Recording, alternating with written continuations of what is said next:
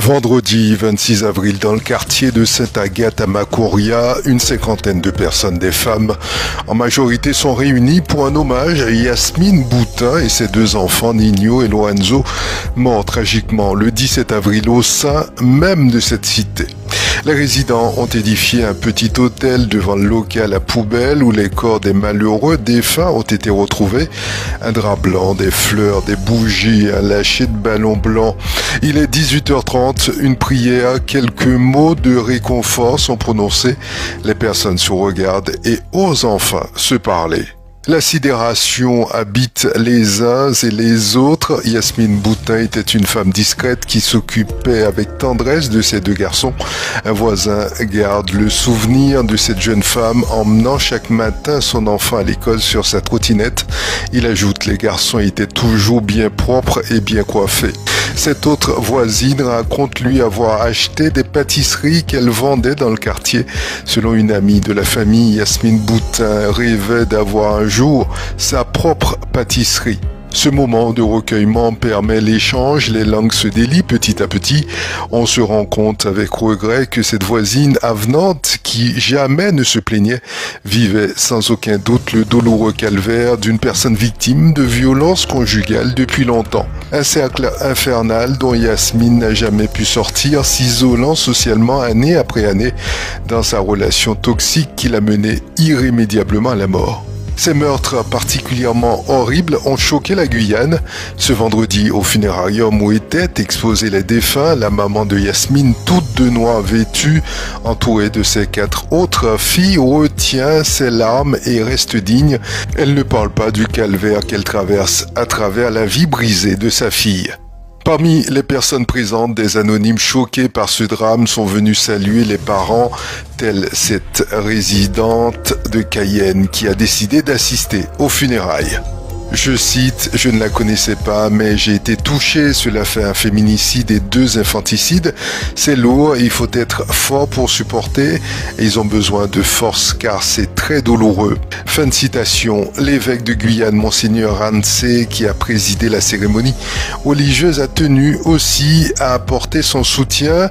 Je cite, « Comme toute la Guyane, j'ai été bouleversé. Et là, en les voyant dans leur cercueil blanc, cela vous secoue, vous arrache le cœur.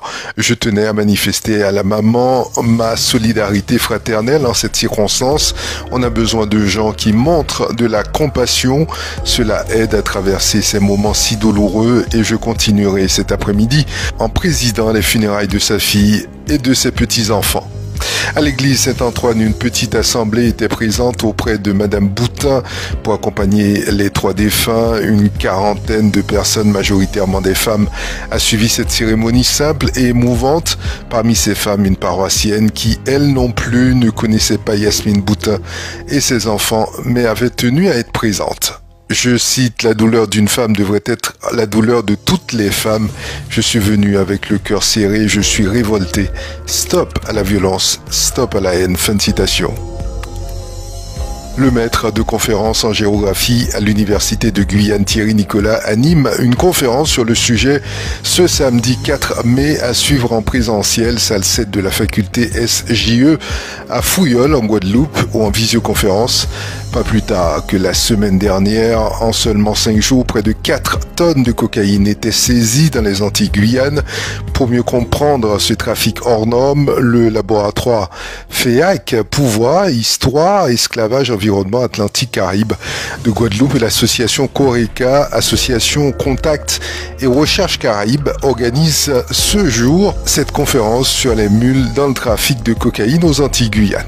L'universitaire revient sur l'internationalisation du trafic en 3 phases, la fin du 19e siècle, les années 1980 et les années 2010, lors desquelles on assiste à une explosion de la production. 2000 tonnes produites en 2014 à 2000 en 2020, rapporte Thierry Nicolas. Si le trafic par avion est la règle, en Guyane, les Antilles sont surtout connues pour le trafic par voie maritime. Ces dernières années, la liaison Fort-de-France-Le Havre compte parmi celles qui recensent le plus de saisies, explique Thierry Nicolas. Lundi à 12h56, en enfonçant la porte d'un appartement de la résidence Petit Chalet à Cayenne, dans le quartier de Lens-Chaton, les pompiers ont fait la macabre découverte d'un corps en décomposition cadavérique. On a appris rapidement l'identité de la personne. Il s'agit de Thierry Gressieux, ancien journaliste et poète. Il avait d'ailleurs gagné en 2023 le prix Serge Patient, organisé par la CTG. Le bilan des pluies torrentielles qui ont touché le sud du Brésil ces derniers jours avec leur cortège d'inondations et de glissements de terrain a atteint jeudi au moins 29 morts et 60 personnes sont toujours portées disparues à travers l'état du Rio Grande do Sul auquel le président Luiz Inácio Lula da Silva venu sur place a promis l'aide du gouvernement. Ce sont des scènes dantesques, coulées de boue gigantesques, maisons et voitures noyées à perte de vue, évacuation d'habitants et d'animaux réalisées dans des conditions extrêmement risquées par les secours. Pour le gouverneur Eduardo Leite, il s'agit du pire désastre climatique jamais vu dans cet état frontalier avec l'Uruguay et l'Argentine. Une mère de famille a été battue à mort à Marigot sur l'île de Saint-Martin et son compagnon interpellé a annoncé vendredi la procureure de Pointe-à-Pitre. La victime, dont l'âge n'a pas été précisé, a été retrouvée sans vie dimanche à son domicile à Marigot, dans les Antilles françaises. L'autopsie a établi que la victime avait succombé à de multiples coups sur tout le corps, a précisé la procureure Caroline Calbo. Le compagnon de la victime a été arrêté jeudi et déféré en Guadeloupe vendredi pour meurtre sur conjoint. Il sera dans la foulée présenté à un juge d'instruction puis à un juge des libertés qui devra ensuite décider de son placement en détention. En moyenne, un féminicide survient tous les 3 jours en France. Selon le ministre de la Justice, Éric Dupond-Moretti, il y a eu 94 féminicides en 2023 contre 118 en 2022.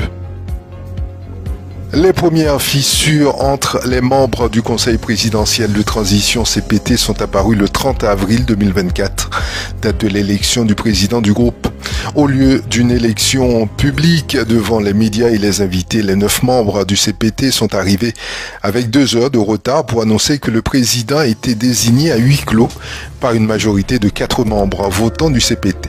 Les urnes placées devant la salle étaient donc inutiles, aucune élection n'a eu lieu. Dans la salle, certaines personnes étaient mal à l'aise. Lors de son premier discours, Edgar Leblanc-Fils, le président du Conseil présidentiel de transition, a annoncé les premières actions du CPT. Il faut stopper la violence et mettre en place les élections. Le CPT devrait rendre le pouvoir le 6 février 2026 à un gouvernement élu par les Haïtiens. À la fin de son discours, Edgar Leblanc-Fils a annoncé le nom du premier ministre du groupe, Fritz Bélizaire.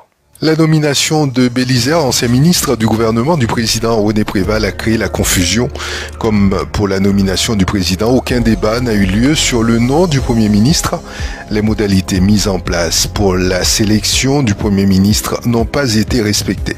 Aujourd'hui, les 3 membres minoritaires du CPT refusent de siéger. Les membres majoritaires continuent de se partager les fonctions ministérielles. Haïti est toujours dans l'impasse, les affaires d'État ne sont pas traitées, les membres du CPT sont engagés dans une lutte pour le pouvoir. Entre-temps, les gangs ont augmenté les opérations dans les rues, les hommes, les femmes, les enfants, les personnes âgées, les personnes handicapées sont obligés de fuir la violence. Ils n'ont nulle part où aller. Ces derniers jours, les pluies diluviennes ont tué près de 20 personnes dans le nord du pays. Sans gouvernement fonctionnel en Haïti, c'est le chaos qui dirige le pays. C'est la fin de ce bulletin d'information. Je vous remercie de l'avoir suivi. J'aurai le plaisir de vous retrouver demain sur Radio Mayuri.